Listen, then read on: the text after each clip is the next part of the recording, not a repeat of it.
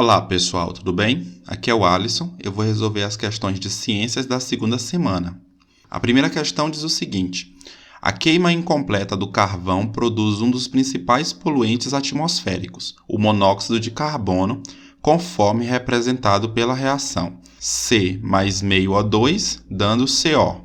Com base nessas informações, responda. Letra A. Se 12 gramas de carbono C reage com 16 gramas de oxigênio O2, qual a massa de monóxido de carbono que será formada, CO?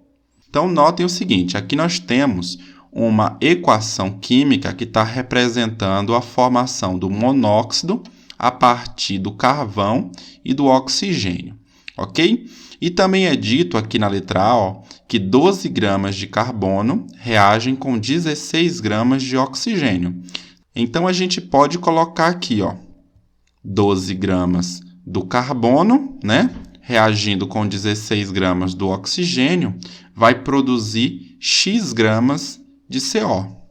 Se a gente utilizar a lei da conservação das massas, a gente encontra o valor de X, o valor da massa de monóxido de carbono que vai ser formada, ok? Pela lei da conservação das massas, nós temos o seguinte, que a massa dos reagentes é igual à massa dos produtos. E os reagentes aqui é o C e o O2. O C, que é o carbono, 12 gramas, e o O2, 16. 12 mais 16 vai ser igual a 28 gramas. Esses 28 gramas dos reagentes é exatamente a massa do CO, que é o nosso produto aqui, Se a gente colocar na forma de equação, fica da seguinte maneira, 12 gramas mais 16 gramas, que são os reagentes, é igual a X, que é a massa do produto. 12 mais 16 dá 28. Logo, a massa de monóxido de carbono é 28 gramas. A letra B diz o seguinte: considerando que a partir de 6 gramas de carbono foram produzidos 14 gramas de monóxido de carbono, qual a massa de oxigênio foi utilizada na reação? Então, de novo, aqui nós temos a expressão, o carbono mais meio O2 dando CO, monóxido de carbono, e pelo problema, 6 gramas de carbono produzem 14 gramas de monóxido de carbono. Então, a gente coloca aqui na nossa expressão. A gente pode enxergar da seguinte maneira, 6 gramas de carbono reagem com X gramas de oxigênio para produzir 14 gramas de monóxido de carbono. E a gente vai utilizar novamente a lei da conservação das massas. A massa dos reagentes é igual à massa dos produtos. E nosso reagente aqui é o carbono e o O2. Então, 6 mais X tem que ser igual a 14. A massa dos reagentes igual à massa dos produtos. Então, se 6 mais X é igual a 14, então X é igual a 14 menos 6. 14 menos 6 é igual a 8 gramas. Então, a massa de oxigênio é 8 gramas. E a gente pode verificar, 6 mais 8 igual a 14. Então, a nossa conta está correta. A questão de número 2 diz, dada a seguinte reação química, zinco mais ácido clorídrico, produzindo cloreto de zinco e gás hidrogênio.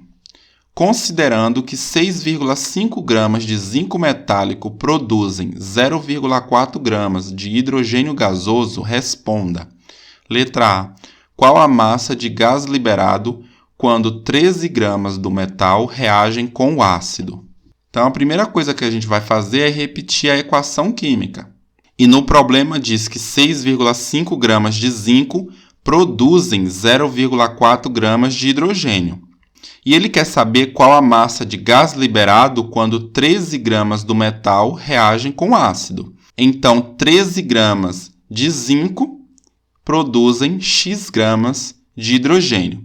Então, a gente vai usar a lei das proporções definidas. Se a gente dividir a massa do zinco no primeiro experimento pela massa do zinco do segundo experimento, isso é igual à massa do hidrogênio no primeiro experimento dividido pela massa do hidrogênio no segundo experimento. Ou seja, 6,5 dividido por 13 é igual a 0,4 dividido por x. Para a gente resolver essa proporção, a gente multiplica cruzado. Então, 6,5 vezes x, 6,5x. 13 vezes 0,4, 5,2. Como é que a gente resolve isso aqui? 6,5x igual a 5,2. O x vai ser igual a 5,2 dividido por 6,5. Dividindo esses dois números, a gente encontra 0,8 gramas. Então, essa é a massa de hidrogênio formado. Porém, percebam o seguinte, a gente poderia resolver de uma outra maneira. Notem que de 6,5 gramas de zinco para 13 gramas, a gente dobrou a massa. Logo, o hidrogênio também tem sua massa dobrada. De 0,4 vai para 0,8. É o mesmo problema, só que com uma resolução mais simples. Tá? Nesse caso específico, a gente consegue enxergar essa proporção bem fácil, ok? Mas nem sempre isso é possível. Por isso que esse método da lei das proporções definidas, ele é um método mais geral, então dá para a gente resolver qualquer problema desse tipo.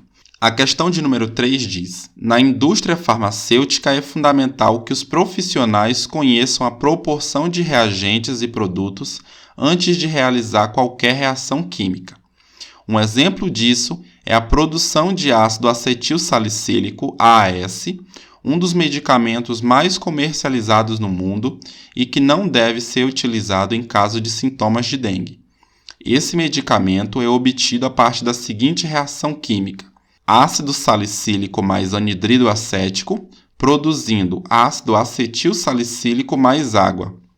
Com as informações apresentadas, complete o quadro com os valores das proporções em massa de cada uma das substâncias. Então, aqui na primeira coluna eu tenho o ácido salicílico, segunda coluna, anidrido acético, terceira coluna, o ácido acetil salicílico e na quarta coluna nós temos a água. Nós precisamos encontrar, então, essas lacunas aqui, Eu vou colocar aqui x e y nessas duas lacunas aqui, e essa última a gente completa depois. Então, a reação química entre o ácido salicílico e o anidrido acético produzindo ácido acetil salicílico e água está equacionada aqui, ok? Então, os nossos reagentes são o ácido salicílico e o anidrido acético. E os nossos produtos, o ácido acetil salicílico e a água. Então, nós vamos utilizar a lei da conservação das massas para a gente encontrar os valores de x e de y. Lembrando, massa dos reagentes é igual à massa dos produtos. Então, se a gente somar a massa do ácido salicílico com a massa do anidrido acético, a gente vai encontrar o mesmo valor somando a massa do ácido acetil salicílico com a massa da água, certo? Então, notem, 51 mais 138 é exatamente igual a 180 mais 9, que vai dar 189. Então, a massa é conservada. Então, vamos pegar aqui essa segunda linha para a gente encontrar o valor de x. Então, 102 mais 276 tem que ser igual a x mais 18. De acordo com a lei da conservação das massas, né? A massa aqui dos reagentes é igual à massa dos produtos. 102 mais 276 dá 378.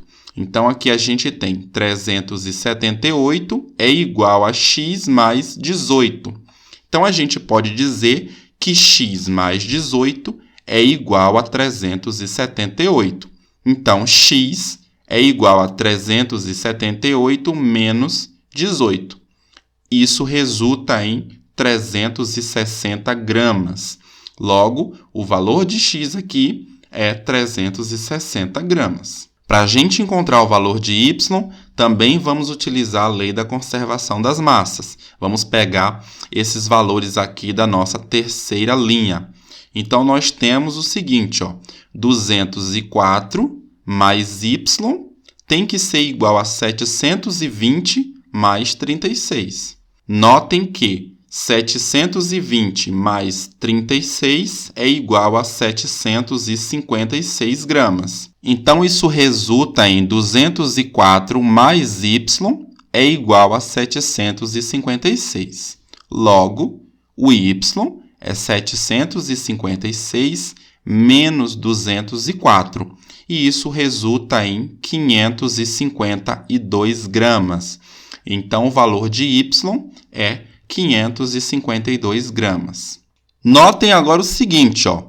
Da primeira linha para a segunda linha, nós basicamente dobramos os valores, ó. Observem aqui para a água, ó, de 9 foi para 18, então dobrou. Aqui de 180 foi para 360, dobrou também. 188 para 276, dobrou novamente. De 51 para 102, também dobrou.